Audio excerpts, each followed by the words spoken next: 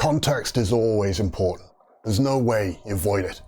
And what we need to do is make sure that every visual we've got, every page is just oozing context so that our customers, our colleagues, whoever it is we're building content for, understands exactly what's going on.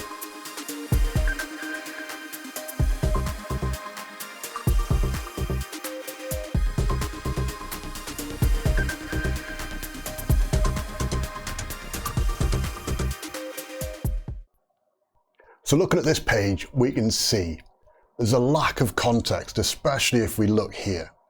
Okay, so we've got a great piece of summary information. This is brilliant to be able to see what's happened, what the averages are, what the, how many events people done, all that sort of stuff. It's really useful. And obviously, if we click on a different event, it filters everything down so we can actually see what's going on. So that's great for us. But how do I know, is this good? Is it bad? And that's the key thing, because that's the most important thing for anybody looking at your report content. In that first 10 seconds, what numbers are good and what numbers are bad is almost far more important than anything else, because people need to know what do they need to do about something. So let's see what we've done with it so far and where changes are. So over here, we've got the Newcastle Parkrun data, and you can see on the left-hand side here, I've put some contextual information around it. So is it going up? Is it going down? Are things changing? Now, a big part of this is we need to understand. Now, for you in your business, you should understand what good looks like in terms of any KPIs that you've put together. For us here, potentially there's bits that we don't know. So in particular, stuff around like average completion. So we can see that the average completion has actually gone down in the last 12 months from 3.17 across the piece to so it would have been what, 3.19 beforehand, or sorry, 3.37. So is that good? Is that bad? Now, this is a really difficult piece, because one of the things that I've noticed is that we've got really high number when we're looking across the whole period of all our events.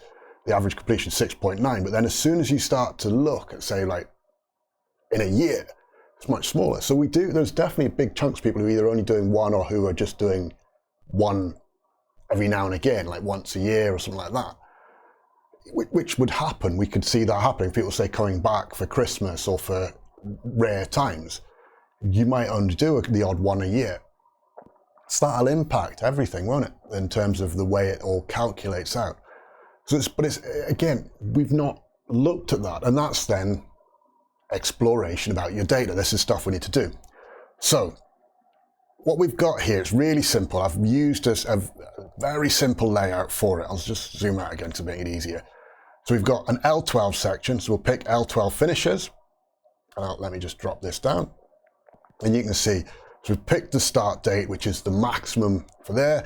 We've got how we do the next one down, and I've just commented it out. Makes it easier, which basically is getting that date minusing 12 months from it.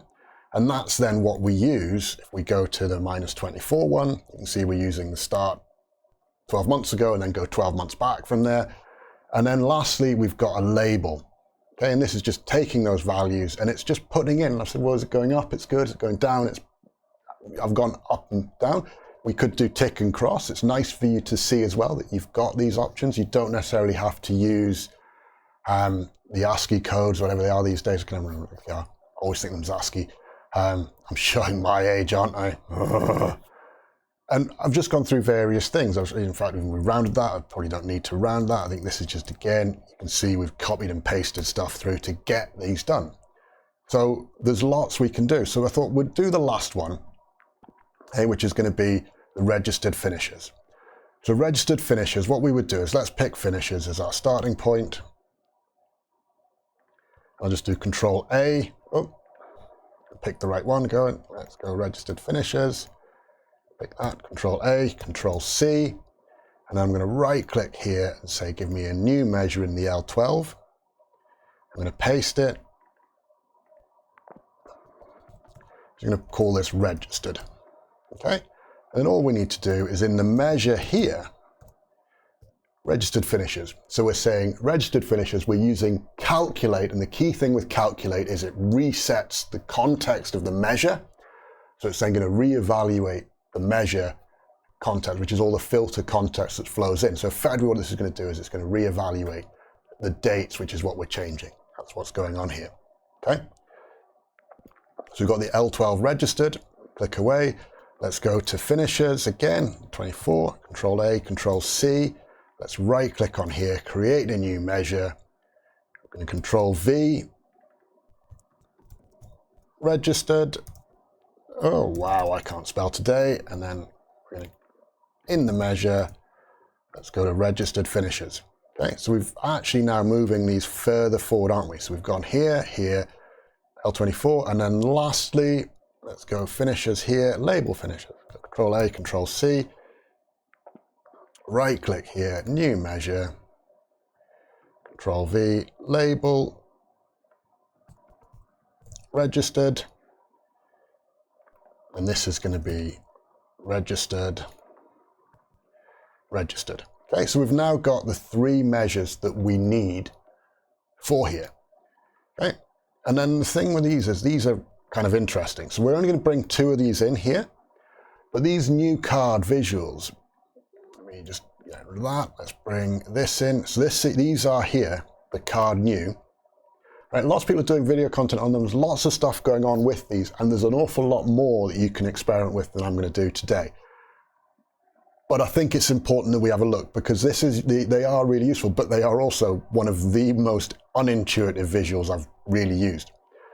So we've got here, and we can see on the right hand side, we've got the data as the registered finishers.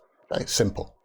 Now, in terms of what we've done with this, we could have put these all in 2 rows probably, or 3 columns to do these. The reason why I haven't is because I wanted titles for them. And there's still some limitations what you can kind of do. It'd be nice if we could build a proper card with a card title, and somebody's like, oh, you can do this really easily. And I probably have just missed it and not looked at it. But yeah, it was the titles was the issue. So we've got to go with the default title for everything else, which then means we've got 6 visuals. And there's a whole thing in terms of Power BI and the way visuals are calculated and what you need to be aware of for page load speeds. So we'll touch that in a minute. So we've got these 2 here. So what we're going to do is we've got the title, which we can see I've already put in as registered finishers. We've got then the call out value, which is this piece here. And you can see I've chosen to take the label off because the label will just be the measure name. You can of course rename it, and that's there. But then what we want is we want it to actually be able to put these 2 things to either side. So what I'm doing with these, for these reference labels, is what they call them. And you see we've got the series selected, it's here. Is what I'm doing is I'm going to use the L12 registered. So what's the last 12-month value? And then the label for it as well. Okay. And you can see it looks a bit odd there. So we're going to take the titles for both of those off, and then that'll present something there. And we probably should put some formatting on these numbers actually, shouldn't we? So we'll do the same for the all finishers and for this. So this will be a format string piece. So what we will do is we will go to the labels, label finishers. Let's expand that down. Okay, so we've got here, so we're going to format, open brackets, comma, comma. Okay, so what we're saying there is, by using the hashtag, is if there's a value there, do it. But then we've got a comma, so it should then make sense for it to then pick. Let's hide that. We can now see we've got a nice comma separation in there, and we'll do the same with the registered. Okay, so format, open brackets, hashtag, comma, hashtag, hashtag. There we go. Okay. So I think they look a little bit better, don't they? So all of a sudden we've got some contextual information in that we can now start to see. Is this good? Is it bad? And potentially you could put some colouring in there, as I say, ticks, crosses. I wasn't sure what to do. So part of me was thinking, well, what we're seeing is figures are going up. So the numbers are going up. Would we want to make those numbers be more percent orientated rather than anything else? And of course, by having the basic measure that's calculated, we could of course change those label measures to be percentage-wise, and then put some more KPI information around what the percentages should mean. So we've got lots of options available to us, just which one do we want to use? And for the sake of this and speed, I've just gone down this route and making it simple. So I hope you've seen we can quickly bring a lot of context into a set of visuals this way. We can use these new card visuals. There's a lot of experimentation to do still though. SVGs are really useful in that you can do some great spark lines, but again, as I say, not being able to hover and see what that point is at there can make them frustrating for people. I think it's probably the right way. You can put in normal charts and just put them behind everything, remove the background, easy. Okay? But the key thing is around context is understand. What does the context mean? Is it good? Is it bad? Like the average completion is going down. Is that good? Is that bad? And it's probably something where potentially I'd need to look and see as we look at different areas like Sunderland or look at across a particular event. Is it changing? How does it go as opposed to over the region that we're looking at? But then we need to also think and say from a public healthcare benefit side, so in terms of our business goal and opportunity, what's the right thing? And obviously we want the average completion to go up because we want more people coming back and doing more parkruns. But is that what we would expect to see? And is that a key performance indicator? Bearing in mind as well, we know that the average age grade is supposed to go down over time, that's the right thing. And we can see that, we can see the data tracks and shows that. So how does that relate? But again, yeah, so many things are interesting. It's like we know lots of people come and they'll do one parkrun and that's it, and then never come back again. Is that good? Is that bad? Should we compare different events around? Are there events that trigger people to come and do more than one at them? Okay, all of these are things. You know, the all for the registered finishers. Is registered finishers right, or should we be looking instead at new people in terms of people who've done like first time events, like people who've never done a parkrun before, their first event? What's the count of those in the area? Is that the right thing? I don't know. But those are questions, see, and suddenly we're having more data aware and data rich conversations. And we can see things are starting to fall out that we should track and we should look at. Okay? So I hope you've enjoyed that. Try and be a lot quicker with the content now.